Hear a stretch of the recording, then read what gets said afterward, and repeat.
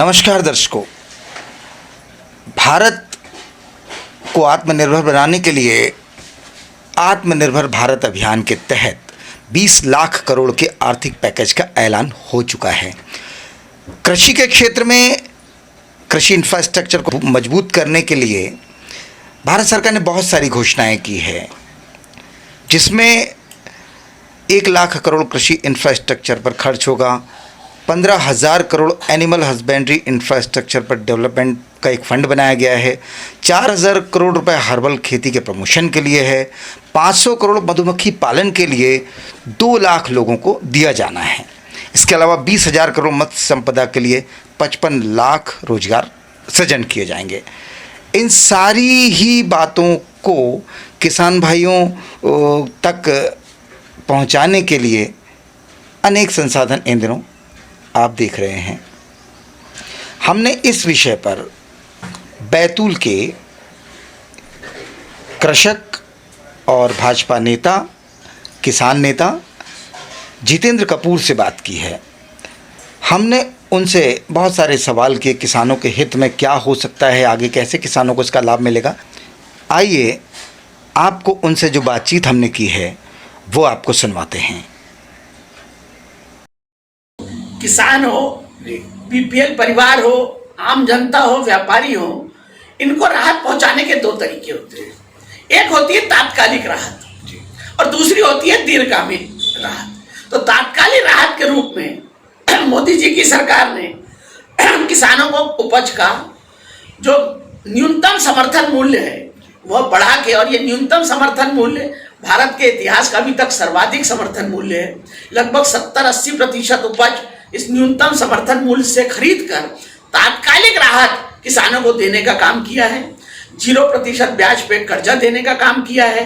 खाद और बीज उनके गांव में ही सोसाइटी में उपलब्ध कराने का काम किया है। ये तात्कालिक राहत किसानों को तुरंत मिल सकी है। अब जो आ रहा है कि जो ये आर्थिक 20 लाख करोड़ का जो आर्थिक पैकेज है, इसमें किसानों के लिए क्या, तो मैंने जैसा कहा कि एक तात्कालिक राहत और एक दीर्घगामी राहत। जैसे एक गांव में बांध बनना है तो बांध बनने में लगभग 2 से 3 साल का समय लगता है। बांध बनेगा, नहरें बनेगी, फिर आपके खेत में पानी पहुंचेगा, तो ये एक दीर्घगामी लाभ है। तो इस दीर्घगामी लाभ के लिए नरेंद्र मोदी जी की सरकार ने किसानों के लिए जो आर्थिक पैकेज की घोषणा की है, उसमें सबसे पहले तो मंडी अधिनियम में संशोधन किया जा रहा है। अब आपको मंडी में आकर ही अपनी उपज बेच के और चालान कटाने की आवश्यकता नहीं है। आपके घर में हुआ सौदा भी मंडी में हुआ सौदा माना जाएगा। मैं समझता ऐसा क्रांतिकारी कदम दुनिया के किसी देश में नहीं होगा कि किसान का घर ही मंडी का स्वरूप हो गया। नंबर दूसरा, अभी तक आप अपनी फसल को अपना जिला, अपने प्रांत में ही बेच सकते थे। इस नए पैकेज के तहत जो ये किसानों के लिए बाजार खोल दिया गया है कि बैतूल का किसान तमिलनाडु के तिरुपुर जिले में भी जाकर अपनी फसल को बेच सकेगा, तो यह भी एक क्रांतिकारी कदम है। उसको जहां भाव अधिक मिलेगा वहां पर जाकर वो अपनी फसल को बेच सकेगा। अब दूसरा, भंडारण की जो कमी आती है, तो भंडारण की कमी को दूर करने के लिए कोल्ड स्टोरेज पे लगभग 50% सब्सिडी, जो गोडाउन बनेंगे उनके ऊपर लगभग 50% सब्सिडी, एक बहुत बड़ा आर्थिक पैकेज भंडारण के लिए नरेंद्र मोदी जी की सरकार ने दिया है। तो इसके दीर्घगामी लाभ, अब किसान इतना समर्थ हो गया कि उसको तुरंत किसान अपनी फसल बेचने की आवश्यकता नहीं है। वो जब भाव बढ़ेगा तब उस समय बेचेगा, तो रखेगा कहाँ? तो रखेगा कहाँ के लिए? कोल्ड स्टोरेज और भंडारण की चेन जो है ये बहुत लंबे समय तक किसानों के लिए काम आती रहेगी। ये एक क्रांतिकारी बदलाव किया गया है। अच्छा, जो सब्जियों का भंडारण है कोल्ड स्टोरेज में, आलू वगैरह जो है और टमाटर है, तो इसके लिए भी किसानों को क्या करना चाहिए जो किसान उत्पादक हैं? देखिए, अभी जैसे बैतूल जिले में मात्र एक कोल्ड स्टोरेज संचालित है, और वही हम उत्तर प्रदेश चले जाएं तो वहां लगभग हर जनपद में, हर ब्लॉक में 2-2, 3-3, 4-4 कोल्ड स्टोरेज स्थापित है। तो वहां तो किसान अपनी फसल निकालता है और ले जाके कोल्ड स्टोरेज में भर देता है। तो यह सुविधा जब ग्रामीण क्षेत्रों में मिलेगी तो निश्चित रूप से किसान को उसकी फसल का जब भाव अच्छा आएगा। अब भाव अच्छा आने के लिए भी एक क्रांतिकारी कदम भारत की सरकार ने उठाया है, जिसपे अभी बहुत से लोगों का ध्यान नहीं गया है। जो आवश्यक वस्तुओं की सूची है, अभी क्या होता है, बहुत सी बार मेरी उच्च स्तर पे हमारे मंत्रियों से, प्रशासकीय अधिकारियों से बात होती है कि जब भी किसान को फसल का उपज मिलने का, जैसे तेल का भाव बढ़ता है तो तेल का भाव बढ़ता है तो सोयाबीन का भी भाव बढ़ता है जी। पर जैसे ही तेल का भाव बढ़ता है, दिल्ली में बैठी सरकारी मशीनरी सक्रिय हो जाती है और तुरंत तेल के आयात की घोषणा कर देती है। उस तेल के आयात की घोषणा से ही तेल के भाव एकदम से जमीन पर आ जाते हैं और तेल के भाव जमीन पे आते हैं तो सोयाबीन का भी भाव, मूंगफली का भाव भी जमीन पर आ जाता है, क्योंकि वो आवश्यक वस्तु के अधिनियम के अंतर्गत खाद्य पदार्थ आते हैं। तो एक बहुत बड़ी क्रांतिकारी घोषणा, जिसके ऊपर ध्यान बहुत से कम लोगों का गया है, किया है कि उस आवश्यक वस्तु में से अब खाद्य पदार्थ, अनाज, तेल, उसको निकाल दिया जाएगा। मतलब इसका तात्पर्य यह हुआ कि तेल का भाव 100 रुपए से 150 रुपए भी यदि होता है तो शासकीय मशीनरी उसमें हस्तक्षेप नहीं कर पाएगी, आयात की अनुमति नहीं होगी। यह एक बहुत बड़ा किसानों के हित में क्रांतिकारी कदम है। आवश्यक वस्तुओं से किसान की उपज को बाहर निकालना, यानी किसान को भविष्य में मिलने। अब आपने कई बार देखा होगा कि प्याज का भाव 100 रुपए बम्बई में हो जाता है, एक ट्रक आदमी लेके जाता है और 5 लाख की कार लेकर वापस आ जाता है। क्यों? क्योंकि प्याज आवश्यक वस्तु के अंतर्गत नहीं आती, पर फिर भी सरकार प्याज के आयात की अनुमति दे देती है। तो अब इन अनुमतियों को देने में बहुत आसानी नहीं होगी। ये किसानों के हित में बहुत बड़ा कदम है कि इन चीजों को, किसान द्वारा उत्पादित चीजों को आवश्यक वस्तु अधिनियम से बाहर करना है। हाँ, एकदम से भी भाव ना बढ़े, जनता में हाहाकार ना बचे, तो कुछ सीमा लगा दी जाएगी कि इतने प्रतिशत स्टॉक से अधिक कम होने पर फिर आयात की अनुमति दी जाएगी। तो किसानों के लिए इस आर्थिक पैकेज में मैं समझता हूं बहुत क्रांतिकारी घोषणाएं हम किसानों के लिए हुई है, चाहे वो भंडारण से संबंधित हो, बीजों से संबंधित हो, मंडी से संबंधित हो, किसान के उपज को कोल्ड स्टोरेज में रखने से संबंधित हो, कृषि उपज मंडी में न जाने की जरूरत हो, अपने माल को प्रांत के बाहर भी बेचने की अनुमति हो। और यह जो खतरा रहता था कि भाव बढ़ेगा तेल का तो सोयाबीन का आयात हो जाएगा, तेल का आयात हो जाएगा, अब इससे भी भविष्य में किसानों को निश्चित रूप से मुक्ति मिलने वाली है। एक और सवाल है जित्तू भैया कि मेडिकल प्लांटेशन के लिए भी बहुत बड़ी घोषणाएं की गई है इस पैकेज में। बैतूल जिले के परिप्रेक्ष्य में आप कितनी संभावनाएं देखते हैं और किसानों को क्या कहेंगे कि भाई इस क्षेत्र में आगे आए? कैसा देखिए, आगे आने वाला जो समय है, किसान के पास यदि 50 एकड़ जमीन है तो पूरे 50 एकड़ में गेहूं लगा देना समझदारी नहीं है, पूरे 50 एकड़ में सोयाबीन लगा देना समझदारी नहीं है। बहुवर्तीय फसलों का उसकी ओर ध्यान रखना पड़ेगा। जैसे आज से 3 वर्ष पहले बैतूल में लोगों ने 50% मक्का लगाया और 50% सोयाबीन लगाया। सोयाबीन की फसल बर्बाद हो गई और मक्के की फसल इतनी आई कि 1500 का भाव मिला। किसान के चेहरे पे लाली रही, क्योंकि उसने सोयाबीन भी लगाया था और मक्का भी लगाया था। तो हमें आगे चलकर बहुवर्तीय फसलों को और ध्यान देना पड़ेगा।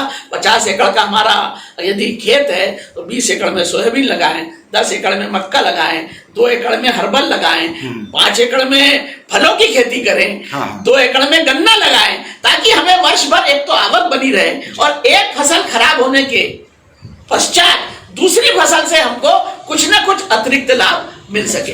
अब इसमें हमारी सरकार जो है आयुर्वेद को बढ़ावा दे रही है। आयुष मंत्रालय जो है वो पूरे विश्व में हमारा जो आयुर्वेद का जो सिद्धांत है, आयुर्वेद की जो खोज है, इसको सारे विश्व में पहुंचाना चाहती है। मान लीजिए अभी कोई चीज का आविष्कार होता है और विश्व में मांग होती है तो हमारे पास उत्पादन नहीं रहेगा। इसलिए 10,000 करोड़ का पैकेज हर्बल खेती के लिए केंद्र की सरकार ने घोषित किया है। मैं बैतूल जिले के किसानों को, मध्य प्रदेश के किसानों को यह आह्वान करूंगा कि उस पैकेज के बारे में पता करें। कौन से हर्बल के प्लांट मिलेंगे, कितनी सब्सिडी मिलेगी, कौन उसको खरीदेगा, और निश्चित रूप से जब ये लोकल ग्लोबल होगा, जो हमारे नरेंद्र मोदी जी ने नारा दिया है, तो जब ये ग्लोबल इसका रूप होगा, हर्रा बेड़ा का त्रिफला जब ग्लोबल पूरी दुनिया में बिकेगा, तो हर्बल की खेती को हमारे किसान जरूर बढ़ावा दें। 1 एकड़ में करें, 2 एकड़ में करें, परिवर्तित कर करके करें। सरकार उसको खरीदेगी, सब्सिडी भी देगी और निश्चित रूप से जैसे मैंने कहा कि बहुवर्तीय फसलें, एक किसान 5 प्रकार की फसलों का उत्पादन कम से कम करे तो निश्चित रूप से खेती जो घाटे का धंधा था, अब सरकार के इन प्रयासों से मुनाफे के धंधे की ओर अग्रसर अगले 3 सालों में हो जाएगा। ये मैं निश्चित पूरे विश्वास के साथ कह सकता हूं। एक और बात आती है तो यहाँ हम लोग देखते हैं कि किसान के सामने एक मेडिकल प्लांटेशन में अभी आपने हर्रा बेड़ा की बात की जो लोकल से ग्लोबल हो सकता है, और हमारे बैतूल जिले में किन वनोपज की कौन सी औषधीय फसलों की संभावना आप देखते हैं? देखिए, प्राकृतिक रूप से चिरौंजी की गुठली, हाँ, हर्रा जी, बेड़ा, गुल्ली, महुआ, ये तो प्राकृतिक रूप से, तेंदुपत्ता, हाँ, प्राकृतिक रूप से लगभग 45% वन का क्षेत्र है हमारे लिए, तो प्राकृतिक रूप से ये सब चीजें यहाँ उपलब्ध हैं। परंतु देखा है कि आदिवासी वर्ग का शोषण होता है, उससे वहीं कम औने पौने दामों में ये चीजें खरीद ली जाती हैं। तो ये उच्च स्तर पे भी मैंने ये मांग कई बार उठाई है, माननीय मुख्यमंत्री जी से भी चर्चा इसकी की है कि जैसे हम बाकी चीजों का समर्थन मूल्य घोषित करते हैं, वैसे वनोपज में पैदा होने वाली उपज जिसको वनवासी जो उस वन में रहता है वो उठाता है, तो इनका भी समर्थन मूल्य घोषित हो। वन समिति जैसे तेंदुपत्ता खरीदती है, वैसे ही वन समिति इन सब चीजों को भी खरीदे, तो किसानों का जो वनवासियों का जो शोषण है वो बच सकेगा और उनको कुछ ना कुछ अतिरिक्त आमदनी वन उपज के माध्यम से हो सके। नर्मदापुरम संभाग का विश्वसनीय चैनल हम सभी दर्शकों से निवेदन करते हैं कि चैनल को सब्सक्राइब कर लीजिए ताकि आपको हमारे वीडियो की नोटिफिकेशन तुरंत मिल जाए, और सब्सक्राइब करने के साथ ही बेल आइकन पर क्लिक कीजिए ताकि आपको हमारे वीडियो का नोटिफिकेशन मिल सके, और पसंद आए तो अपने दोस्तों को शेयर कीजिए और लाइक कीजिए।